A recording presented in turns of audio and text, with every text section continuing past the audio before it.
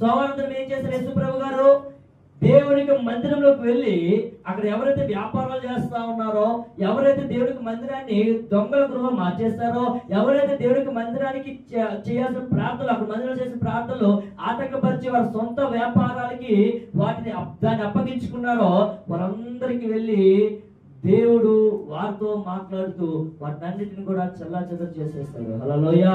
యేసు ప్రభు గారి కోపం ఎక్కువగా ఆయనకు మందిరాన్ని, దేవునికి మందిరాన్ని ఎప్పుడైతే పాడు చేస్తారో అప్పుడు కోపం వచ్చేసాడు. ఆమేన్. మనం కూడా చాలా సార్లు దేవునికి మందిరము పాడు చేస్తూ ఉంటాం. మనం కూడా చాలా సార్లు దేవునికి మందిరాన్ని దూరం పెడతా ఉంటాం. మనం కూడా చాలా సార్లు దేవునికి మందిరాన్ని ప్రక్కన పెడతా ఉంటాం.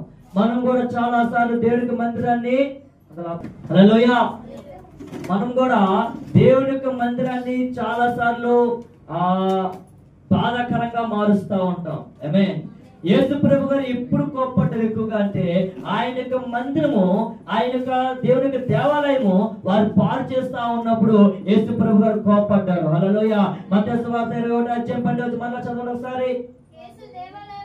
యేసు దేవాలయంలో ప్రవేశించి క్రయ విక్రయములు చేయవారందరినీ ఏం చేశారంట?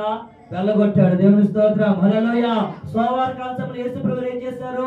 వారం 7 రోజుల్లో యేసు ప్రభు చేసిన కాలము మట్ల ఆధారం మొదలుకొని పామ్ సండే నుంచి ఈ యొక్క దినము పునరుత్థాన దినం వరకు ఈ 7 రోజులు యేసు ప్రభు గారు ఏం చేశారో వివరిస్తా ఉన్నాను మీకు నేను.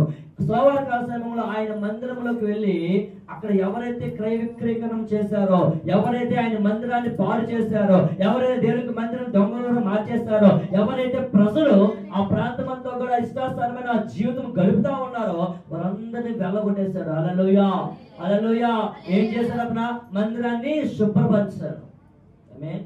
మందిరంలో ఉన్న వ్యర్థమైన దాన్ని అంతా కూడా అతను తోలివేశాడు. ఇదంతా ఎప్పుడు జరిగింది? సోమవారం జరిగింది. హల్లెలూయా. హల్లెలూయా. తర్వాత చూడండి, తర్వాత రెండోదిగా మంగళవారం రోజు ఏం చేశాడు దేవుడు?